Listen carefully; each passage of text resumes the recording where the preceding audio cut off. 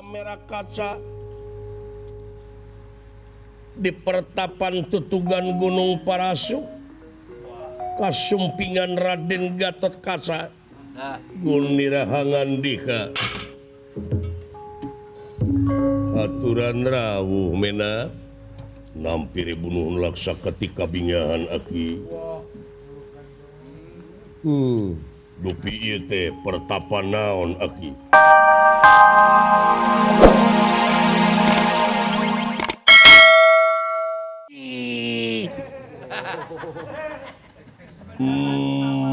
mo tak eta ulah dituluykeun kayak itu udah pilih mobil alah jang udah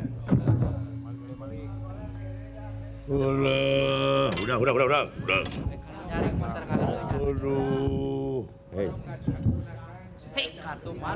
ampun ulah maksa kanu umum matak naon eta putri teh lamun kadewekeun ieu mah anu embung dipaksain daek henteu cing mikir saeutik atuh sabab urang teh cing boga pikiran lamun mungeun maka itu na ge dina rumah tangga teh moal beres cing mikir saeutik da urang teh pek pikir ayeuna ku didinya kitu tah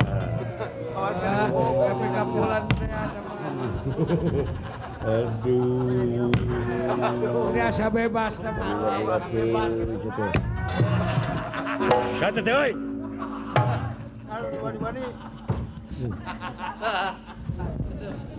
benang babuk cuman Rock kasaha keunana tengor sia kuing mina-mina ting pika geuleuh situ aduh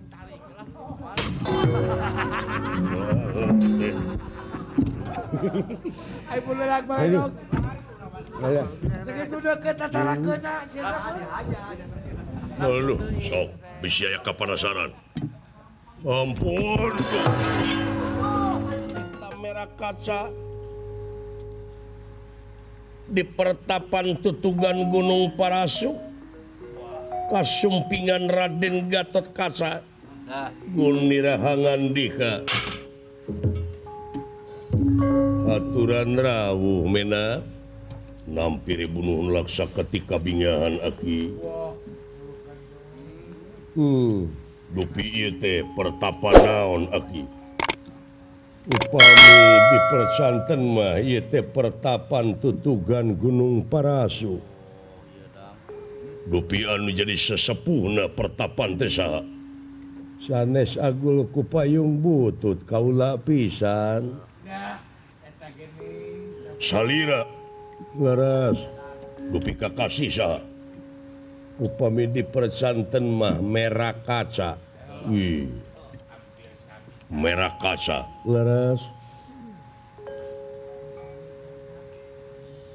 nuhun ditepangkeun ieu sareng menak cobi aya pikersal naon ieu teh cu sareng saha kakasih kaula leres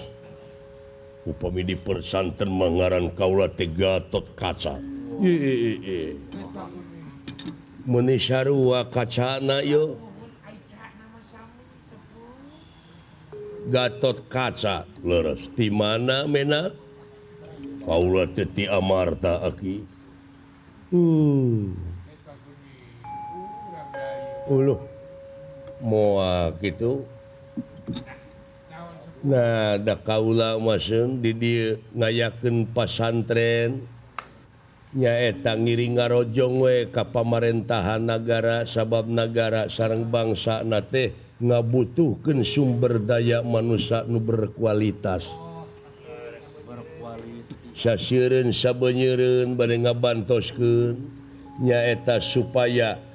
jadi masyarakat anu madani masyarakat anu religius kultural jeung wawasan lingkunganana sae tingali para santri bebersih daek nulung kanu butuh nalang kanu susah ngajait kanu titelem ngahudangkeun kanu labuh mere kanu daek nyaangan kanu poekeun silih asah silih asih jeung silih asuh luyu jeung adat katimuran margi dina waktos ayeuna teh sakedik ageungna budaya urang teh sasatna ampir kalindi ku budaya-budaya deungeun sedengkeun ari budaya teh anu aya patula patalina sareng peradaban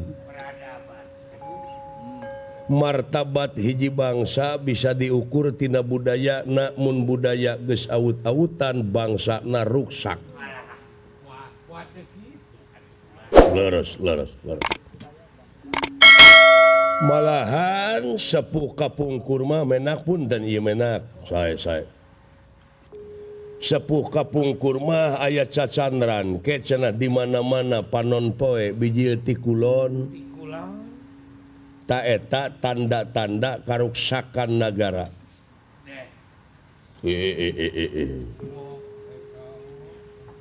Tapi pan ayeuna masih kene ti wetan. Tah, di dieu urang salaku manusia anu diancikan akal, pikiran, budi, pamilih, rasa jeung perasaan kedah diange. Upami ngange hak manusia di dinya neme disebat mulia. Upami hak manusia teu diange eta kamuliaan manusia teh harkat darajatna bakal sahanapeun sato.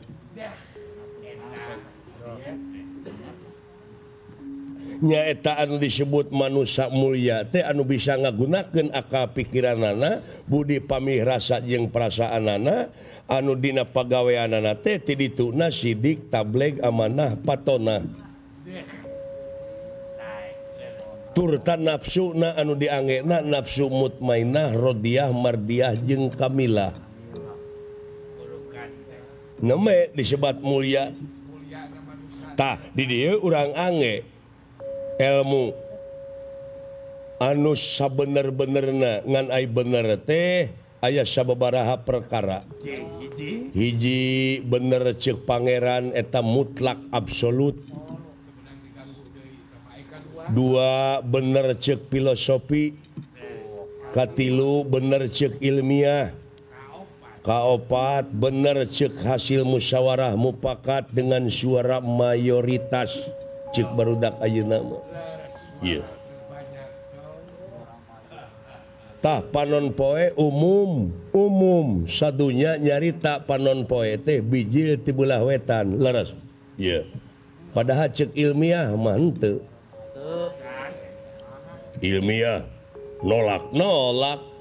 nah dapanan poe mah cicing da bumi anu muih manya nu cicing biji polaras atuh kumaha tak kengengna ku filosofi kumaha nah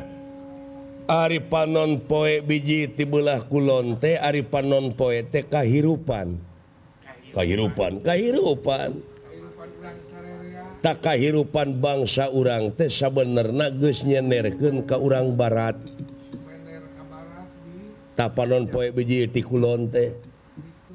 kahargaan kumaha ceuk dolar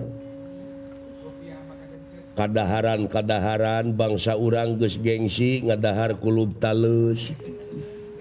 da eta nu didaharna hamburger hambur duit ger pasea tak budaya we kaseredkeun ku budaya deungeun da aya budaya-budaya deungeun anu dilalajoanana teu afdol lamun teu bari mabok